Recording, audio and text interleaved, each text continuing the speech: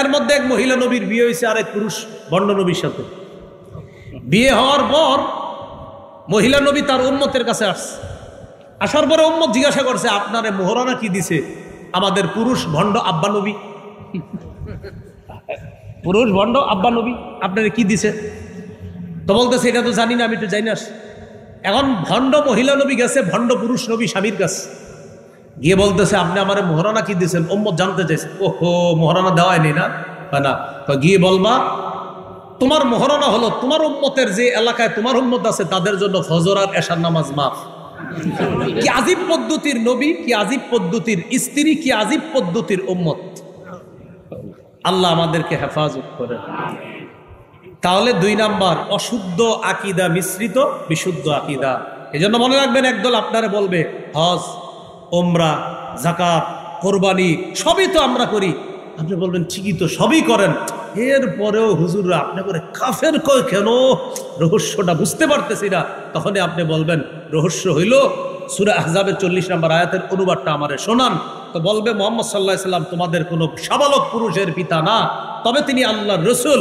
একটু ঠিক আছে, খাতামান নবীন এখানে ব্যাখ্যা করতে চাইবে, আপনি বলে দিবেন ইমাম গাজালি বলেছেন খাতামান নবীন এই অংশে ব্যাখ্যার সুযোগ নাই। মুহাম্মদ সাল্লাল্লাহু আলাইহি সাল্লামের পরে আর কোনো নবী নাই, আমাদের নবীর পরে নতুন করে নবী হবে না। ঈসা নবী আমাদের নবীর আগের নবী। ঈসা নবী দুনিয়াতে কিয়ামতের আগে আসবে, ইন্তেকাল যেহেতু করেন নাই, ইন্তেকাল করার জন্য আসবে। তো ঈসা নবী আমাদের নবীর আগের নবী, তিনি নতুন করে নবী হবেন এমন না। আমাদের নবীর পরে নতুন করে আর কেউ নবী হবে না। দাবিদার যে হবে সে ভণ্ড হবে, তার অনুসারীরা ভণ্ড হবে, এক কথায় কাফের হবে, সমর্থনকারীরাও কাফের। আদম থেকে ঈসা নবী পর্যন্ত নবুয়তের ঘর আল্লাহ সাজিয়েছেন। এই ঘর সাজানোর পর একটা ইটের জায়গা ফাঁকা রেখেছেন, অর্থাৎ একজন নবী আসা বাকি।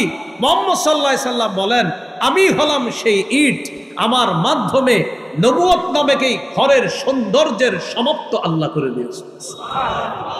আর আমাদের নবীর মাধ্যমে খাতাম নবুয়ত সমাপ্ত। এরপরে নতুন করে আর নবী হবে না।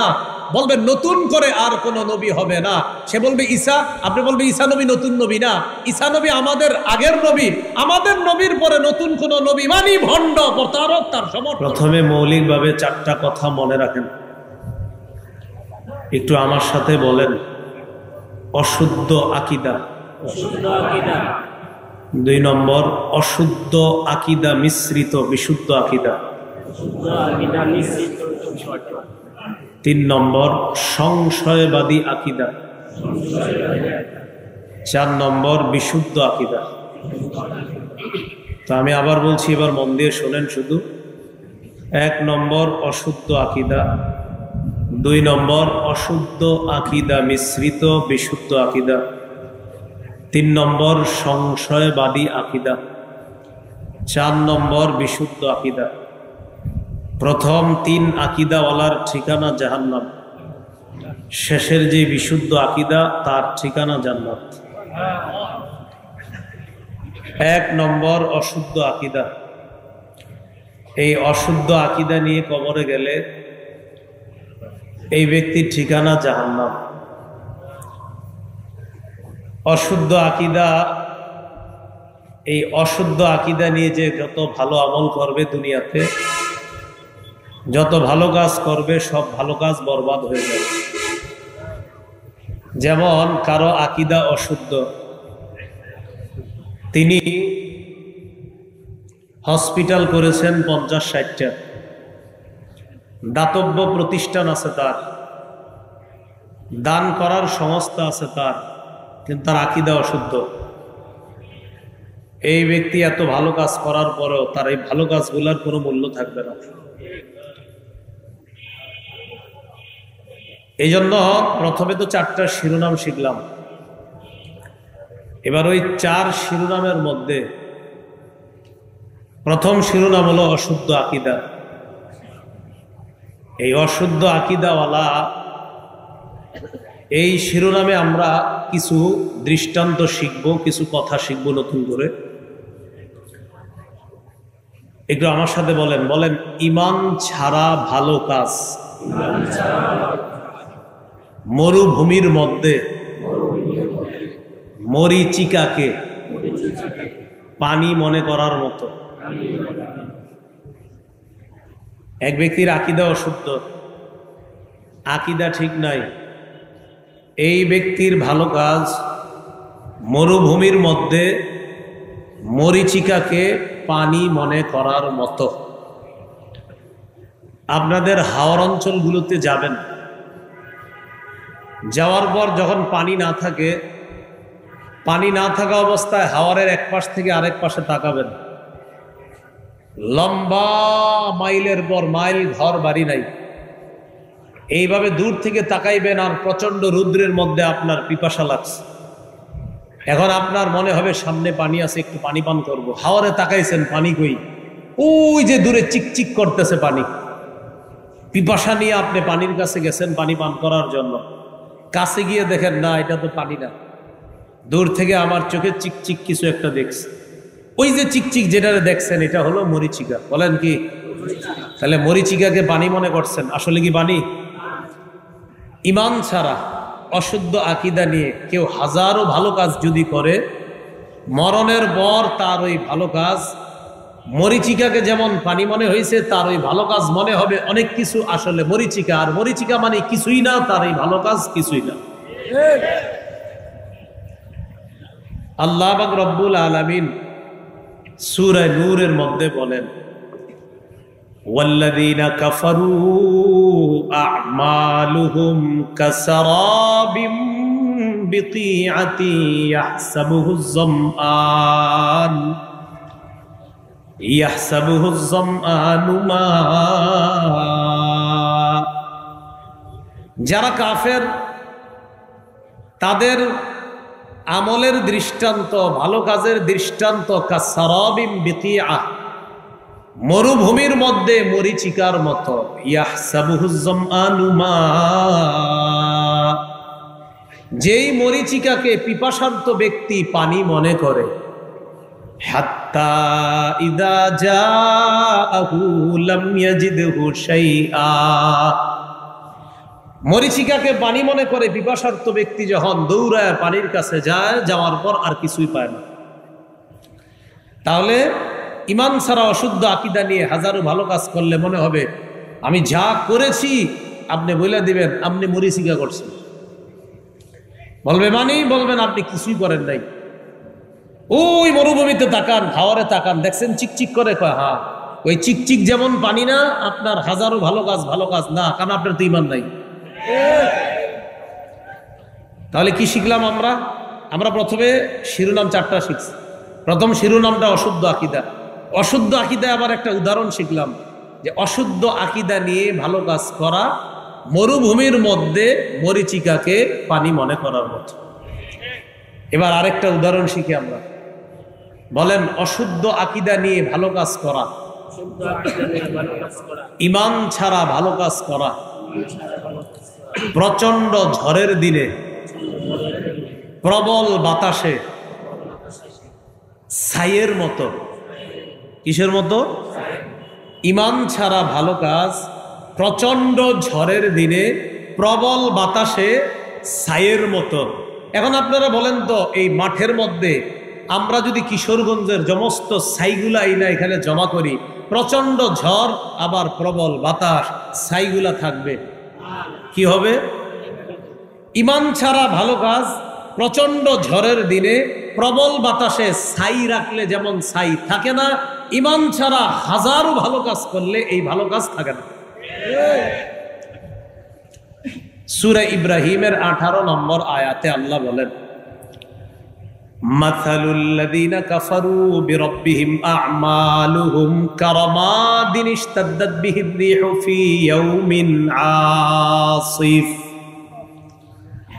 মাসালুল লাযীনা কাফারু বিরাব্বিহিম আ'মালুহুম কারামাদ, যারা তাদের রবকে অস্বীকার করে তাদের দৃষ্টান্ত হলো কারামাদ। আ'মালুহুম, মাসালুল লাযীনা কাফারু বিরাব্বিহিম আ'মালুহুম, তাদের আমলের দৃষ্টান্ত কারামাদ, ছাইয়ের মতো। কেমন ছাই? ইস্তাদ্দাত বিহির রিহ, যেই ছাইকে প্রবল বাতাস প্রবল বেগে উড়িয়ে নিয়ে যায়। কবে? ফি ইয়াউমিন আসিফ, প্রচন্ড ঝড়ের দিনে।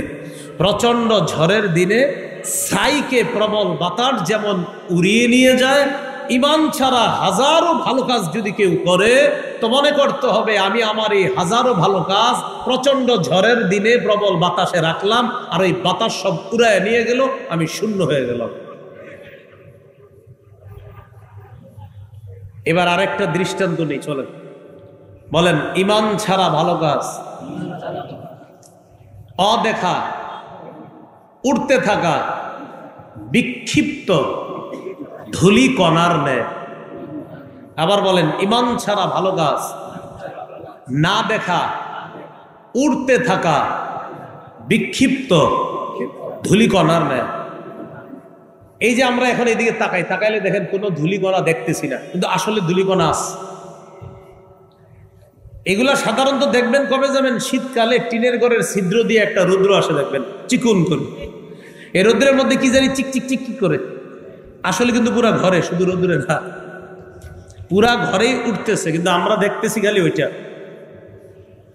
ইমান ছাড়া ভালো কাজ যারা করে তাদের এই ভালো কাজের দৃষ্টান্ত না দেখা, উঠতে থাকা বিক্ষিপ্ত ধূলিকণার মতো। সূরা ফুরকানের মধ্যে আল্লাহ পাক রব্বুল আলামিন বলেন, 19 পারা প্রথম পৃষ্ঠাতে আছে, ওয়াকাদিমনা ইলা মা আমিলু মিন আমাল ফাজআলনাহু হাবাআম মানসুরা। যারা ইমান ছাড়া ভালো কাজ করে আমি আল্লাহ তাদের এই কাজের ফয়সালা করব, সিদ্ধান্ত করব, এবং তাদের এই ভালো কাজগুলাকে আমি অদেখা, উড়তে থাকা বিক্ষিপ্ত ধূলিকণার মতো বানায় দিব। কিয়ামতের ময়দানে খুঁজবে, দেখা যাবে না। আর তো নাই। ঘটনা কি? ঘটনা ইমান নাই। ঘটনা কি? খুব মন দিয়ে শুনেন, গুরুত্বপূর্ণ একটা কথা বলার জন্য আমি লম্বা ভূমিকা টানবো। শুধু গুরুত্বপূর্ণ কথাটা কি? ওই যে আজকের অনুষ্ঠান শানে রিসালাত, এই বিষয়টার দিকে আমাদের আসতে হবে। তাহলে ইমান নাই, ভালো কাজ উঠতে থাকা বিক্ষিপ্ত ধূলিকণা হয়ে গেল, এই এটা আমরা জানলাম। এখন আমার সাথে একটু বলেন, যেটা দেখা যাবে না, বলেন সেটা ওজন দেওয়ার প্রশ্ন আসে না। সেটা ওজন দেওয়ার, যাও বিনা ওজনে জাহান্নাম। দলিল সূরা কাহফ 103 থেকে 108 নম্বর আয়াত, মন দিয়ে শুনেন। সফল কারা, ব্যর্থ কারা, এই দুই শ্রেণীর আলোচনা আল্লাহ করেছে। আল্লাহ বলেন, কুল হাল নুনাব্বিউকুম বিল আখসারিনা আ'মালা الذين ضل سعيهم في الحياة الدنيا وهم يحسبون أنهم يحسنون صنعا أولئك الذين كفروا بآيات ربهم ولقائه فحبطت أعمالهم فلا نقيم لهم يوم القيامة وزنا। নবী আপনি বলেন, আমি কি তোমাদেরকে তাদের ব্যাপারে বলবো যারা আমলে অধিক ক্ষতিগ্রস্ত? তাহলে আপনারা আমরা সবাই জানতে চাই না আমলে কারা বেশি ক্ষতিগ্রস্ত? যারা ভালো কাজ করে কিন্তু ক্ষতিগ্রস্ত। আরে এটা কেমন কথা? ভালো কাজ করলে ক্ষতিগ্রস্ত হবে কেন? তা আল্লাহ বলে দিচ্ছেন, আল্লাযীনা দাল্লা সাইয়ুহুম ফিল হায়াতিদ দুনিয়া, যারা দুনিয়ার জীবনে যত চেষ্টা করে তাদের সব চেষ্টা ব্যর্থ হয়ে যাবে। ওয়াহুম ইয়াহসাবুনা আন্নাহুম ইহসিনুনা সুনআ, অথচ তারা মনে করে তারা সব ভালো কাজ করে। তাদের ধারণা তারা সব ভালো কাজ করে। যেমন আপনারা অনেকে ট্যাটু আঁকেন হাতের মধ্যে, কেন তার ট্যাটু হাতে আঁকেন কেন? হুজুর অমুকে আপনার তার ইমান না থাকলেও সে ইহুদি হইলেও সে কিন্তু মুসলমানদেরকে এই সহযোগিতা করে। আচ্ছা তাই নাকি? হ্যাঁ। আর অমুককে কেন ওনার ট্যাটু হাতে আঁকেন কেন? ফেসবুকে স্ট্যাটাস দেয়, তাকে আমার যেই কারণে ভালো লাগে এইগুলা লেখা স্ট্যাটাস দেয় ফেসবুকে, আবার হাতে ট্যাটু ইত্যাদিও আঁকে, আর ভাবে সে ভালো কাজ করছে। আরে তারাও ভাবে তারা ভালো কাজ করছে, আমাদের দেশের মুসলমান অনুসারীরাও ভাবতেছে এরা ভালো কাজ করছে। আল্লাহ কি কয় দেখেন, আল্লাহ কয় এরা মনে করে ভালো কাজ করছে, কিন্তু এদের ভালো কাজের এরা অধিক ক্ষতিগ্রস্ত। কয় কেন জানো? উলাইকাল্লাযীনা কাফারু বিআয়াতি রাব্বিহিম ওয়া লিকাইহি ফাহাবিতাত আমালুহুম। তারা তাদের রবের আয়াতগুলা অস্বীকার করেছে, রবের সাথে সাক্ষাৎকে অস্বীকার করেছে, ফলে তাদের যত ভালো কাজ হাবিতত, সব নষ্ট হয়ে যাবে। ফালা নুকিমু লাহুম ইয়াউমাল কিয়ামাতি ওয়াজনা। ফলে আমি তাদের এই আমলের কোনো ওজন নির্ধারণ করব। তাই বলতেছে ফালা নুকিমু লাহুম ইয়াউমাল কিয়ামাতি ওয়াজনা, তাদের এই ভালো কাজের কোনো ওজনই সাব্যস্ত করব না, কারণ ঈমান নাই। কি নাই বলেন? ঈমান নাই। এই কথাটা সূরা আলী ইমরানের 21-22 নম্বর আয়াতে আল্লাহ বলছেন। আল্লাহ পাক রব্বুল আলামিন বলেন, ইন্নাল্লাযীনা ইয়াকফুরুনা বিআয়াতিল্লাহ ওয়া ইয়াকতুলুনান নাবিয়্যিনা বিগাইরি হাক্কিন ওয়া ইয়াকতুলুনাল্লাযীনা ইয়া'মুরুনা বিল কিসতি মিনান নাস ফাবাশশিরহুম বিআযাবিন আলীম। উলাইকাল্লাযীনা হাবিতাত আ'মালুহুম ফিদ দুনিয়া ওয়াল আখিরাহ। যারা আল্লাহর আয়াতকে অস্বীকার করে, যারা নবীদেরকে অন্যায়ভাবে হত্যা করে, যারা তাদেরকে হত্যা করে, যারা মানুষকে ন্যায়ের আদেশ করে, ফিলিস্তিনের মুসলমানদেরকে যেই সমস্ত ইহুদিরা হত্যা করেছে, আর তারা অন্যদেরকে বলে আমরা তো অমুক অমুক ভালো কাজ করি, সমস্যা কি ভালো কাজ করলে? কিন্তু ফিলিস্তিনের মুসলমানদেরকে যে হত্যা করেছে তারা, এরা পৃথিবীর সবচেয়ে শ্রেষ্ঠ শীর্ষ সন্ত্রাসী হিসাবে তাদের যত ভালো কাজ থাকুক না কেন, এই ভালো কাজের কোনো মূল্য থাকবে না। সন্ত্রাসী এরা, ইহুদিরা ফিলিস্তিনের মুসলমানদেরকে হত্যা করছে, ইসরায়েলের ইহুদির কয়েকদিন পরে পরে এরা এগুলো। আর দুনিয়াবাসীর অনেক সময় বুঝায় এই কাজ ওই কাজ, সমস্ত কুফরি শক্তিগুলা এক। মনে রাখবেন, এরা মাঝে মাঝে বুঝাবে আমরা অনেক ভালো কাজ করি। এটা মনে রাখবেন, কোন বেঈমান যদি ভালো কাজ করে, একবারও মনে রাখবেন এটার ভিতরে ওর কোনো ষড়যন্ত্র লুকায় আছে, সে আপনার পিছনে বিরোধিতা করতেছে। তো আল্লাহ বলে যারা তাদেরকে হত্যা করে, যারা মানুষকে ন্যায়ের আদেশ করে, উলাইকা ফাবাশশিরহুম বিআযাবিন আলীম। নবী আপনি তাদেরকে যন্ত্রণাদায়ক শাস্তির সুসংবাদ জানায়া দেন। উলাইকাল্লাযীনা হাবিতাত আ'মালুহুম ফিদ দুনিয়া ওয়াল আখিরাহ। এরা তারা যাদের দুনিয়া আখেরাতে আমল নামা বরবাদ, যত ভালো কাজ করবে সব বরবাদ। এই জন্য ভাই, আপনারা না অনেক সময় ফেসবুকে অনেককে নিয়ে স্ট্যাটাস দেন, স্ট্যাটাস দেওয়ার আগে একটু ভাববেন যে এই লোকটা যে মুসলমানদের রক্ত চুষে সারা জীবন, আর হ্যাঁ একটা ভালো কাজ করলে এর ব্যাপারে লেখালেখি শুরু করেন, আহা এই লোকের তো ভালো গুণেরও কোনো শেষ নাই, কিন্তু এই লোকের ঈমান নাই। আর মনে রাখবেন, কোনো বেঈমান যদি কখনো ভালো কাজ দিয়ে আপনার সামনে ভালো সাজতে চায়, এরপরেও বুঝবেন ও মুনাফিক মার্কা রূপ ধরে আবার আপনার ক্ষতি করবে। তাহলে আমরা মৌলিক কয়টা আকীদা শিখছি? 4টা। 1 নাম্বার অশুদ্ধ আকীদা। এই অশুদ্ধ আকীদার মধ্যে আবার কয়টা উদাহরণ শিখছি? 3টা। মনে আসেনি? ঈমান ছাড়া অশুদ্ধ আকীদা নিয়ে ভালো কাজ মরুভূমির মধ্যে মরিচিকাকে পানি মনে করার মতো। 2 নাম্বার শিখেছিলাম ঈমান ছাড়া অশুদ্ধ আকীদা নিয়ে ভালো কাজ প্রচন্ড ঝড়ের দিনে প্রবল বাতাসে ছাই রাখার মতো, ছাই উড়িয়ে নেয় যে প্রবল বাতাস। 3 নাম্বার, ঈমান ছাড়া ভালো কাজ না দেখা উড়তে থাকা বিক্ষিপ্ত ধূলিকণার মতো। আর বিক্ষিপ্ত ধূলিকণা যেহেতু দেখাই যাবে না, তাই আল্লাহ বলে ফালা নুকিমু লাহুম ইয়াউমাল কিয়ামাতি ওয়াজনা। আমি তাদের এই আমল ভালো কাজের কোনো ওজনেই সাব্যস্ত করব না। অশুদ্ধ আকীদা থেকে আল্লাহ আমাদেরকে হেফাজত করেন। অনেক মুসলমান আছে, এই মুসলমানদের মধ্যে অনেকে আছে এমন যারা আপনার মনে করে আমার আকীদা তো সবই বিশুদ্ধ। কি মনে করে? আরে বলেন না, কি মনে করে? বিশুদ্ধ। কিন্তু এমন কিছু অশুদ্ধ আকীদা আছে যে অশুদ্ধ আকীদার কারণে তার ঈমান থাকে না। এবার চলেন দ্বিতীয় অংশের আলোচনা আমরা যাই। দ্বিতীয় শিরোনামটা ছিল অশুদ্ধ আকীদা মিশ্রিত বিশুদ্ধ আকীদা। কি ছিল?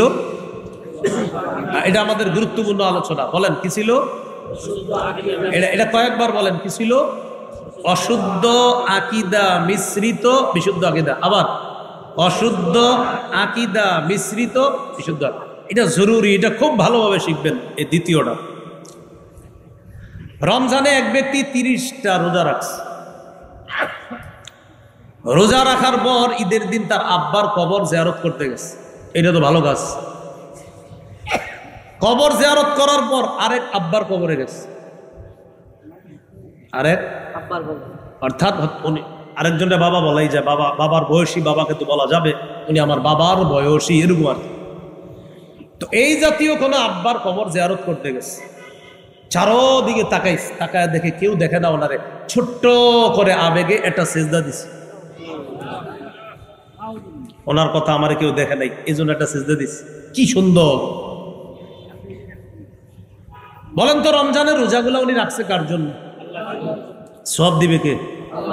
উনি যে কাউরে না দেখায় কবরে সেজদাটা দিয়ে দিছে, এটা দেখছে কে? বাস, যিনি সওয়াব দিবে তিনি তার সব নষ্ট করে দিবে।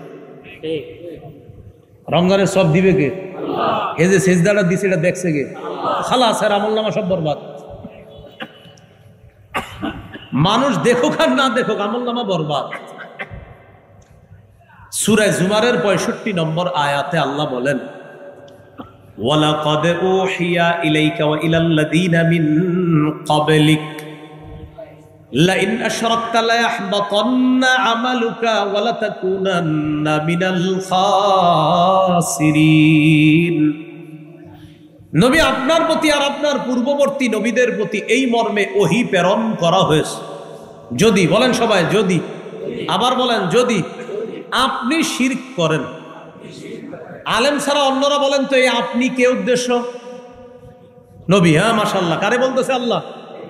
যদি আপনি মানে নবী, যদি আপনি শিরক করেন, আপনি যদি শিরক করেন, নবী তো কোনোদিন এটা করবে না। আল্লাহ আমাদেরকে ধমক দিতেছে নবীর মাধ্যমে, নবী আপনি যদি শিরক করেন লায়াহবাতান্না আমালুক, অবশ্যই অবশ্যই আপনার আমলনামা সব বরবাদ হয়ে যাবে। নবীরে বলতেছে। নবীদের আমলের শেষ নাই, আমাদের তো আমলই নাই। তাহলে প্রিয় ভাইয়ারা, জিন্দিগিতে একটা কথা মনে রেখেন, হাতে পায়ে ধরে গিয়ে কথাটা বলে যাই, যা কিছু করেন আর না করেন, স্বপ্নেও শিরিক করেন না। কি বললাম? মানে স্বপ্নে শিরিক করলে যদিও আপনার কোনো গুনাহ হবে না, আপনি তো আর জানেন না, স্বপ্ন তো স্বপ্ন। কথার কথা বললাম, জাগ্রত অবস্থা তো প্রশ্নই আসে না। আল্লাহরে বলবেন, আল্লাহ স্বপ্নেও যেন শিরিক না করি। সহিহ বুখারীর 1237 নম্বর হাদিস, ছোট হাদিস। কিতাবুর রিকাক বা কোমল হওয়া অধ্যায়ে বুখারীতে হাদিসটা আসছে অনেক বড় করে। একই হাদিস, এক জায়গায় ছোট আর এক জায়গায় বড় করে আসছে। চাঁদের রাতে আল্লাহ রসুল হাঁটতেছে সাল্লাল্লাহু আলাইহি ওয়াসাল্লাম। তার আরেক সাহাবী দূর দিয়ে হাঁটতেছে। কল্পনায় আনেন, একদিক দিয়ে আল্লাহ রসুল হাঁটতেছে, আরেক দিক দিয়ে তার সাহাবী হাঁটতেছে। তো সাহাবী দেখতেছে নবী হাঁটতেছে। সাহাবী বলতেছে, আমি মনে করলাম নবীজি একা হাঁটাটা পছন্দ করতেছে, থাক একাই হাঁটুক, তাই আমি নবীর কাছে যাইতেছি না। ফালতাফাতা ইলাইয়া, নবী আমার দিকে হঠাৎ তাকাইলেন। তাকানোর পর আমার দিকে তাকায় বললেন, মান, এই কে? এরকম বললেন। আমরা এরকম দেখবেন অনেক সময় থাকে, রাত্রে আপনি পুকুরের পাড়ে হাঁটতেছেন, কেউ নাই, হঠাৎ একজনে দেখছেন, কে? আব্দুর রহমান নাকি? এরকম বলি না আমরা? তো নবীজি বলতেছেন, মান, এই কে? তো সাহাবী বলতেছে, আনা হুজুর, আমি। ও আচ্ছা, তাল তাল, আরে এদিকে আসো, হাদিসে আসছে, তাল এদিকে আসো। সাহাবীরে কাছে আনছে। এতক্ষণ ছিলেন দুইজন দূরে দূরে, এবার কাছে এটা নবীজি বলতেছে, আরে আমার সাথে হাঁটো। এবার পাশাপাশি সাহাবীরে নিয়ে আল্লাহ রসুল সাল্লাল্লাহু আলাইহি সাল্লাম হাঁটতেছে। বিসমিল্লাহ, আল্লাহুম্মা লাকাল হামদু ওয়া লাকাশ শুকর। রাসূলুল্লাহ সাল্লাল্লাহু আলাইহি সাল্লাম তার সাহাবীকে নিয়ে যখন হাঁটছিলেন, হাঁটতে হাঁটতে নবীজি তারে বুঝাইতেছে, শোনো, এটা মনে রাখবা, ওটা মনে রাখবা। এক পর্যায়ে বললেন, ইন্নাল মুকসিরিনা হুমুল মুকিল্লুনা ইয়াউমাল কিয়ামা, বেশি সম্পদশালীরা কিয়ামতের ময়দানে সওয়াব হবে কম, তবে ওই সম্পদশালীদের সওয়াব কম হবে না যাদেরকে আল্লাহ দুনিয়াতে সম্পদ দিছে, তারাও দেদারসে দান করছে, সদকা করছে। দুনিয়াতে তারা সম্পদেও যেমন বেশি, আখেরাতে সওয়াবেও বেশি হবে। এই কথা বলতে বলতে এক জায়গায় গিয়ে নবীজি বলেন, এই থামো, তুমি আর যাইবা না। হুজুর, হ্যাঁ তুমি যাবা না, এবার শুধু আমি যাবো, তুমি এখানে থাকো। সাহাবীকে আল্লাহ রসুল বললেন, আমি আসার আগ পর্যন্ত তুমি এখান থেকে নড়বা না, আমার যা হবার হবে, তুমি কিন্তু নড়বা না এখান থেকে। ঠিক আছে। সাহাবীকে এক জায়গায় বসায় গেলেন, নবীজি চলে গেলেন। সাহাবী তাকিয়ে আছে এইভাবে, নবীজি কোথায় যেন যাইতেছে। হঠাৎ যাইতে যাইতে যাইতে যাইতে আর দেখা যায় না নবীজির, কোথায় যাইতেছে দেখা যাইতেছে না। রাতের বেলা রসুল অন্ধকারে হারিয়ে গেলেন। সাহাবী বলেন, এক পর্যায়ে আমি আর দেখতেছি না, লাবিসা আন্নি ফাতালা লুবসা, রসুল আমার কাছ থেকে লম্বা সময় দূরে রইলেন, আমি নবীরে দেখতেছি না, কোথায় গেছে। হঠাৎ বিকট একটা আওয়াজ আসছে, কিছু একটা আসমান থেকে পড়ছে। আমার মনে হলো এত ভয়ঙ্কর আওয়াজ, বিকট শব্দ যখন আমি শুনলাম, আমি ভয় পেয়ে গেলাম। আল্লাহ রসুলের কোনো বিপদ হলো না তো? ভয় পেয়ে গেছে। আমি উঠলাম, রওনা করবো, নবীর কাছে যাব। ওই মুহূর্তে মনে পড়ছে, শোনো, যা হবার হবে, নড়বা না। এটা যখন মনে পড়ছে আমি বুঝে রইছি, আর নড়ি না। একদিক দিয়ে পেরেশানি কাজ করতেছে, নবী আসে না কেন, আরেক দিক দিয়ে পেরেশানি, নবীর কোনো বিপদ হলো কিনা। আপনারাই বলেন, এরকম এক আওয়াজ শোনার পর কিভাবে নিশ্চিত থাকতে পারে? অপেক্ষায় আছি, তাকায় রইছি, তাকায় আছি, হঠাৎ দেখি কেউ একজন আমার দিকে আসতেছে। আস্তে আস্তে স্পষ্ট হলো আল্লাহর রসুল আমার দিকে আসতেছে। নবী যখন আমার দিকে আসতেছে, আমি তাকায় দেখলাম আল্লাহ রসুল কোন একজনের সাথে কথা বলতেছে।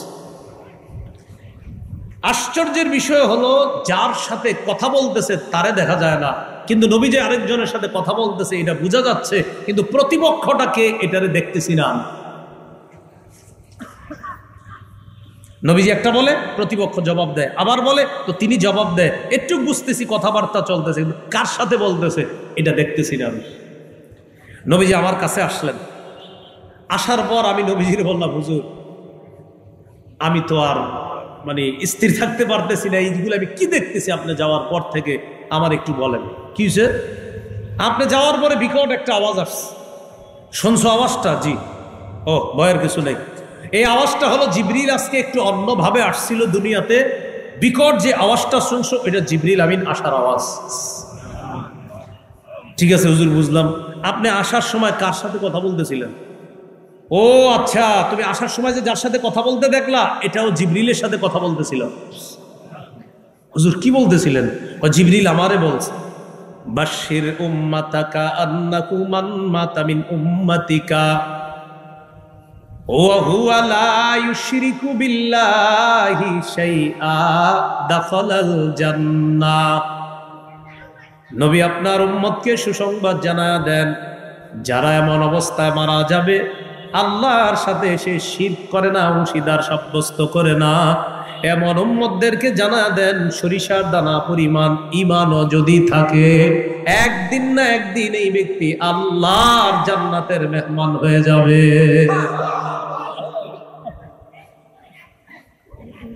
আকীদায় অশুদ্ধ মিশায়েন না। আমাদের দ্বিতীয় আলোচনা চলতেছে, অশুদ্ধ আকীদা মিশ্রিত বিশুদ্ধ আকীদা। আপনার আকীদা বিশুদ্ধ হাজার, কিন্তু এমন একটা অশুদ্ধ যে অশুদ্ধ আকীদা আপনার সব শেষ করে দিচ্ছে। এখন আপনারা বুঝে থাকলে বলেন তো, কোরআনের ৬,২৩৬টা আয়াতের মধ্যে কেউ যদি কোনো একটা আয়াতের কিছু অংশ অস্বীকার করে আর সবগুলা আয়াত স্বীকার করে, তার ঈমান আছে না গেছে?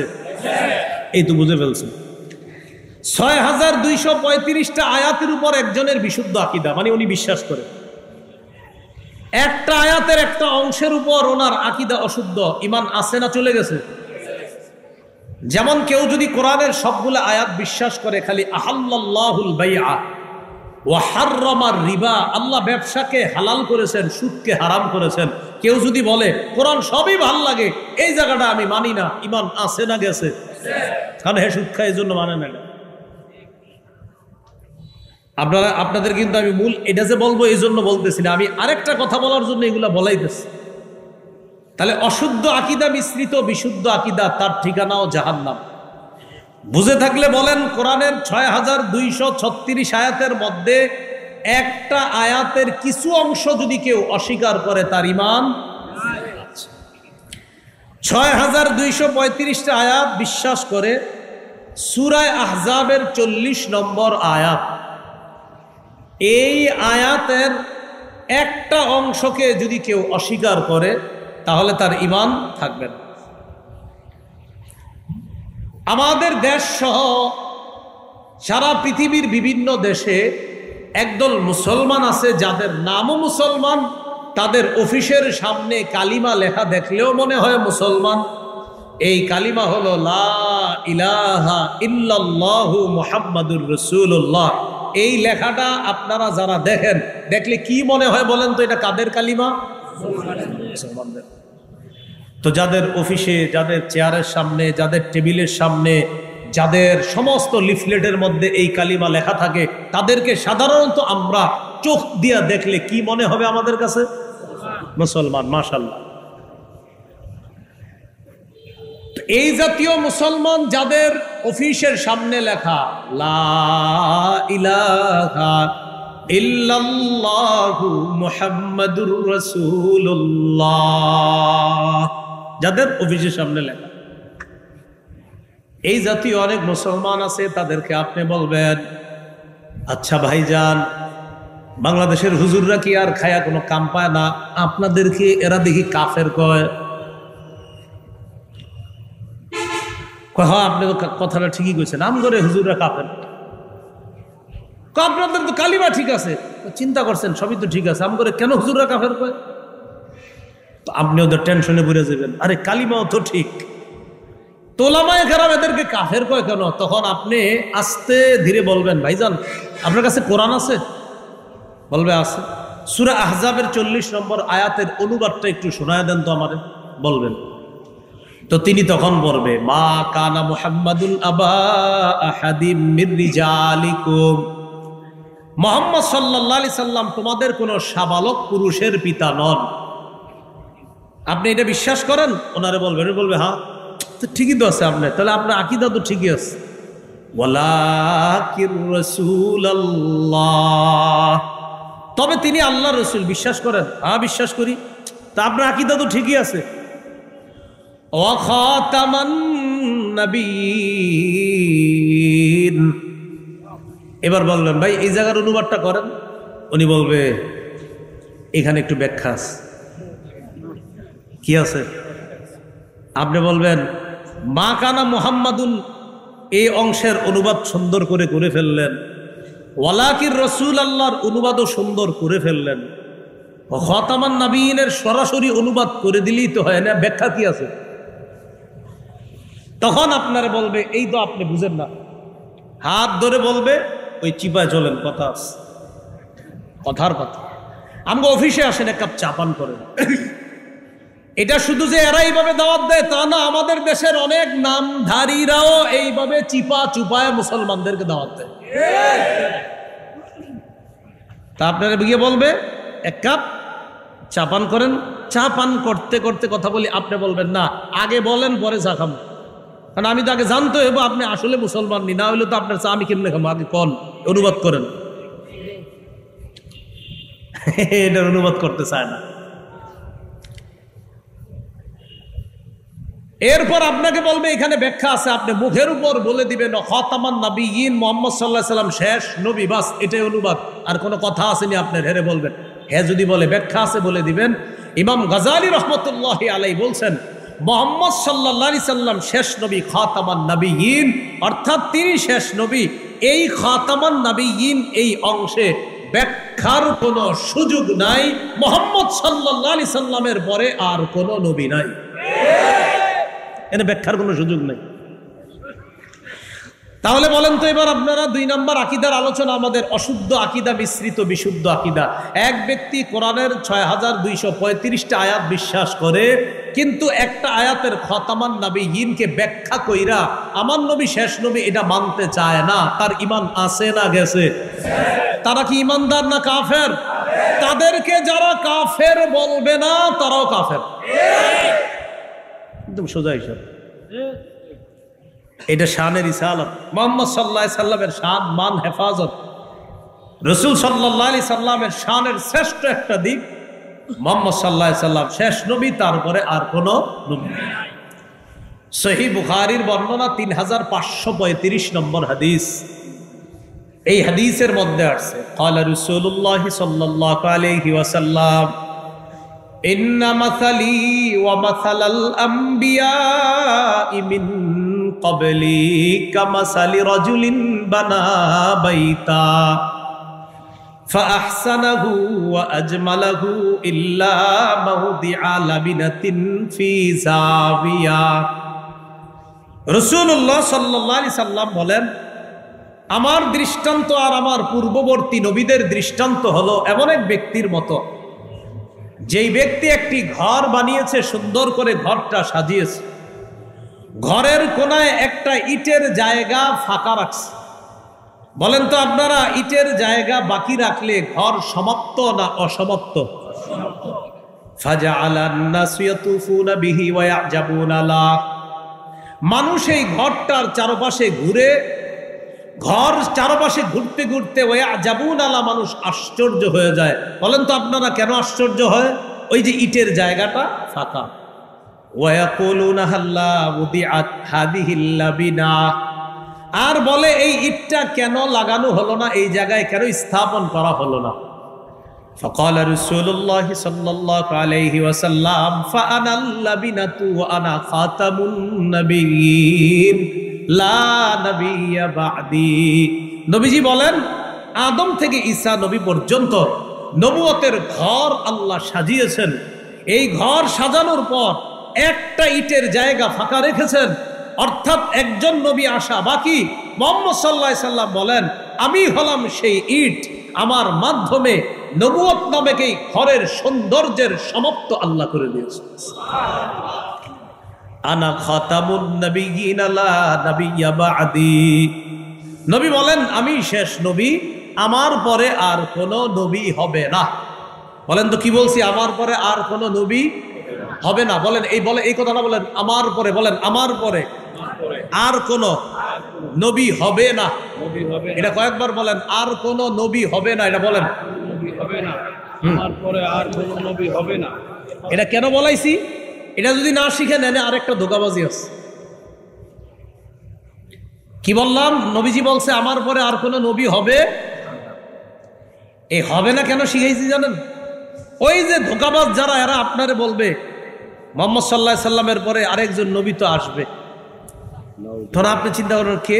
বলে ঈসা নবী না আসবে? তখন আপনি বললেন, হ্যাঁ ঈসা নবী তো আসলে আসবে। তাইলে তখন বলবে কি, ঈসা নবী যেহেতু আসবে, তোমাকে কথা আর সঠিক রইল না যে মুহাম্মদ সাল্লাল্লাহু আলাইহি সাল্লামের পরে নবী আসবে না, অতএব অমুক এলাকার গুরুদাসপুরের মির্জা নামক অমুক উনিও নবী হিসাবে আসার সম্ভাবনা আছে। নাউজুবিল্লাহ। আপনি বলবেন, চান্দু ধোঁকা দেওয়ার সুযোগ নাই। কি দেওয়ার সুযোগ নাই? বলেন আমার সাথে, নবীর পরে আর কোন নবী হবে না। ঈসা নবী আমাদের নবীর আগের নবী। তিনি দুনিয়াবী বিধান মৃত্যুবরণ করা, এটা এখনো করেননি। দুনিয়ার এই বিধানটা বাস্তবায়নের জন্য কিয়ামতের আগে ঈসা নবী দুনিয়াতে আসবেন। তবে মনে রাখতে হবে, ঈসা নবী নবুয়ত পেয়েছে আমাদের নবীর আগে। ঈসা নবী আমাদের নবীর আগের নবী। আমাদের নবীর মাধ্যমে নবুয়তের দরজা বন্ধ করে দেওয়া হয়েছে। আমাদের নবীর পরে নতুন করে কেউ নবুয়ত পাবে না, নতুন করে কেউ নবী হবে না। ঈসা নবী কিয়ামতের আগে আসবে, তবে তিনি আমাদের নবীর আগের নবী। আসবে কইয়া দেখছেন কি ধোকাটা আপনাদের দিতে চায়? তাহলে আপনি বলবেন ধোকা দেওয়ার সুযোগ নাই, ঈসা নবী আমাদের নবীর আগের নবী। তা আপনারা বলবেন, তো উনি আসবে কেন? আপনি বলবেন, আসবে কেন জানেন না? ঈসা নবী এখনো ইন্তেকাল করেন নাই, উনি আসবে, ইন্তেকাল করার জন্য আসবে। এতে আপনি সমস্যা কোথায়? উনি ইন্তেকাল করার জন্য আসলে আপনার সমস্যাটা কি সেটা বলবেন। তিরমিজি শরীফের 2072 নম্বর হাদিসের বর্ণনা, قال رسول الله صلى الله عليه وسلم إن النبوة والرسالة قد انقطعت নবী বলেন নবুয়ত এবং রিসালাতের দরজা বন্ধ হয়ে গেছে, নবুয়ত এবং রিসালাতের দরজা শেষ বন্ধ। নবুয়ত এবং রিসালাতের ধারাবাহিকতা সমাপ্ত হয়ে গিয়েছে। ফালা নবিয়্যা বাদি ওয়ালা রাসূলা, আমার পরে আর কোন নবী হবে না, আমার পরে আর কোন রাসূল হবে না। দেখি আপনারা বলেন তো, ঈসা নবী তো আসবে কিয়ামতের আগে, আপনারা আমারে বলেন তো কি হয়েছে, বলেন আমারে কি হয়েছে? ঈসা নবী আমগো নবীর আগের নবী, তিনি দুনিয়াতে ইন্তেকাল করার জন্য আসবেন। আপনার এরকম হইতে চাইতে পারে, আপনি বলবেন ঈসা নবী যে নবুয়ত পাইবে আমাদের নবীর পরে, এমন না। ঈসা নবী নবুয়ত পেয়েছে আমাদের নবীর আগে, অর্থাৎ আমাদের নবীর আগের নবী হিসাবে তিনি দুনিয়াতে আল্লাহ পাক রব্বুল আলামিন তাকে নবুয়ত দিয়ে পাঠিয়েছেন। আর আমাদের নবীর মাধ্যমে খাতাম নবুয়ত সমাপ্ত। এরপরে নতুন করে আর নবী হবে না। বলবেন নতুন করে আর কোন নবী হবে না।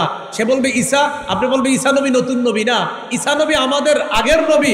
আমাদের নবীর পরে নতুন কোন নবী মানি ভণ্ড, প্রতারক, তার সমর্থন সব ভণ্ড, ধোঁকা দেওয়ার সুযোগ নাই। তাহলে বলবেন হবে না, কি বলবেন? হবে না। আমাদের নবীর পরে নতুন নবী হয় নাই, হবে না। যারা বলবে এরা ভণ্ড, প্রতারক। এই জাতীয় অনেকগুলা হয়েছে এই পর্যন্ত আপনার। হায় হায় রে, এর মধ্যে মহামান্য দুজন মহিলাও আছে, মানে হেরাও নবুয়ত দাবি করছে। এর মধ্যে এক মহিলা নবীর বিয়ে হয়েছে আরেক পুরুষ ভণ্ড নবীর সাথে। বিয়ে হওয়ার পর মহিলা নবী তার উম্মতের কাছে আসছে। আসার পরে উম্মত জিজ্ঞাসা করছে, আপনারে মোহরানা কি দিছে? আমাদের পুরুষ ভণ্ড আব্বা নবী, পুরুষ ভণ্ড আব্বা নবী আপনারে কি দিছে? তো বলতেছে এটা তো জানি না, আমি তো জানি না। এখন ভণ্ড মহিলা নবী গেছে ভণ্ড পুরুষ নবী স্বামীর কাছে, গিয়ে বলতেছে আপনি আমারে মোহরানা কি দিয়েছেন? উম্মত জানতে চাইছে। ওহো, মোহরানা দেওয়ায়নি না? না। তো গিয়ে বলবা তোমার মোহরানা হলো তোমার উম্মতের যে এলাকায় তোমার উম্মত আছে তাদের জন্য ফজর আর এশার নামাজ মাফ। কি আজীব পদ্ধতির নবী, কি আজীব পদ্ধতির স্ত্রী, কি আজীব পদ্ধতির উম্মত। আল্লাহ আমাদেরকে হেফাজত করে। তাহলে 2 নাম্বার, অশুদ্ধ আকীদা মিশ্রিত বিশুদ্ধ আকীদা। এজন্য মনে রাখবেন, একদল আপনারা বলবে হজ, ওমরা, যাকাত, কোরবানি সবই তো আমরা করি। আপনি বলবেন ঠিকই তো, সবই করেন, এরপরেও হুজুররা আপনি করে কাফের কয় কেন? রহস্যটা বুঝতে পারতেছি না। তখনই আপনি বলবেন রহস্য হইল সূরা আহজাবের 40 নম্বর আয়াতের অনুবাদটা আমারে শোনান। তো বলবে মুহাম্মদ সাল্লাল্লাহু আলাইহি সাল্লাম তোমাদের কোনো সাবালক পুরুষের পিতা না, তবে তিনি আল্লাহর রসুল। একটু ঠিক আছে, খাতামান নবীন এখানে ব্যাখ্যা করতে চাইবে, আপনি বলে দিবেন ইমাম গাজালি বলেছেন খাতামান নবীন এই অংশে ব্যাখ্যার সুযোগ নাই। মুহাম্মদ সাল্লাল্লাহু আলাইহি সাল্লামের পরে আর কোনো নবী নাই, আমাদের নবীর পরে নতুন করে নবী হবে না। ঈসা নবী আমাদের নবীর আগের নবী। ঈসা নবী দুনিয়াতে কিয়ামতের আগে আসবে, ইন্তেকাল যেহেতু করেন নাই ইন্তেকাল করার জন্য আসবে। তো ঈসা নবী আমাদের নবীর আগের নবী, তিনি নতুন করে নবী হবেন এমন না। আমাদের নবীর পরে নতুন করে আর কেউ নবী হবে না। দাবিদার যে হবে সে ভণ্ড হবে, তার অনুসারীরা বন্ধ হবে, এক কথায় কাফের হবে, সমর্থনকারীরাও কাফের। আল্লাহ আমাদেরকে বুঝার তৌফিক দান করে। আকীদার 3 নাম্বার কথা, সংশয়বাদী আকীদা। কি আকীদা? কিয়ামত বিশ্বাস করেন? আমার দিকে তাকান, কি কয়? হতে পারে, নাও হতে পারে, এরকম সংশয়বাদী। তো সংশয়বাদী আকীদা যারা পোষণ করে, হতে পারে, নাও হতে পারে, এরা কিছু ইংরেজিও কয়, বুঝায় যে আমি অনেক ইংরেজি পারি। এদের ঠিকানাও জাহান্নাম। সূরা জাসিয়া আল্লাহ পাক রব্বুল আলামিন 32 থেকে 35 নম্বর আয়াত, 25 পারা হাফিজি কোরআন, শেষ পৃষ্ঠায় আল্লাহ আলোচনা করছে। وَإِذَا قِيلَ إِنَّ وَعْدَ اللَّهِ حَقٌّ وَالسَّاعَةُ لَا رَيْبَ فِيهَا قُلْتُمْ مَا نَدْرِي مَا السَّاعَةُ إِن نَّظُنُّ إِلَّا ظَنًّا وَمَا نَحْنُ بِمُسْتَيْقِنِينَ। একদল মানুষ আছে, তাদেরকে যখন বলা হয় আল্লাহর ওয়াদা সত্য, এতে কোনো সন্দেহ নাই, কিয়ামত হবে এতে কোনো সন্দেহ নাই, তখন তারা বলে কিয়ামতের বিষয়টা আমরা শুধু অনুমান করি, দৃঢ়ভাবে বিশ্বাস করি না। হতেও পারে, নাও হতে পারে, অনুমান করি, দৃঢ়ভাবে বিশ্বাস করি না। নাউজুবিল্লাহ বলেন। এদের ব্যাপারে আল্লাহ পাক রব্বুল আলামিন একটু পরেই গিয়ে বলছে ওয়া মাআওয়াকুমুন নার, তোমাদের ঠিকানা হলো জাহান্নাম। তাহলে সংশয়বাদী আকীদা, এদের ঠিকানা কোথায়? অশুদ্ধ আকীদা ঠিকানা, অশুদ্ধ আকীদা মিশ্রিত বিশুদ্ধ আকীদা ঠিকানা 3 নাম্বার, সংশয়বাদী আকীদা ঠিকানা 4 নাম্বার, বিশুদ্ধ আকীদা। বলেন সবাই কি আকীদা? মান ক্বালা লা ইলাহা ইল্লাল্লাহ মুখলিসান দাখালাল জান্নাহ। খালেস ভাবে, বিশুদ্ধ ভাবে আকীদা শুদ্ধ রেখে কেউ যদি লা ইলাহা ইল্লাল্লাহর আকীদা নিয়ে মৃত্যুবরণ করে, ইনশাআল্লাহ আল্লাহ চাইলে সে জান্নাতে প্রবেশ করবে। তাহলে কয়টা আকীদার কথা জানলাম আমরা? 4টা। বলেন একটু। 1 নাম্বার অশুদ্ধ আকীদা, 1 নাম্বার। 3টা উদাহরণ মনে আসেনি কারো? ইমান ছাড়া ভালো কাজ মরুভূমির মধ্যে মরিচিকাকে পানি মনে করার মতো। 2, ইমান ছাড়া ভালো কাজ বিক্ষিপ্ত উঠতে থাকা অদেখা বিক্ষিপ্ত ধূলিকণার মতো। আরেকটা বলছিলাম, ইমান ছাড়া ভালো কাজ প্রচন্ড ঝড়ের দিনে প্রবল বাতাসে ছাই রাখার মতো, যে ছাইকে প্রবল বাতাস উড়িয়ে নিয়ে যায়। আল্লাহ আমাদের সকলকে আকীদা সংক্রান্ত যে কথাগুলো জানলাম বললাম, শানে রিসালাত এই অনুষ্ঠানকে কেন্দ্র করে সবাই যেন বিশুদ্ধ আকীদা নিয়ে কবরে যেতে পারি, আল্লাহ তৌফিক দান করেন।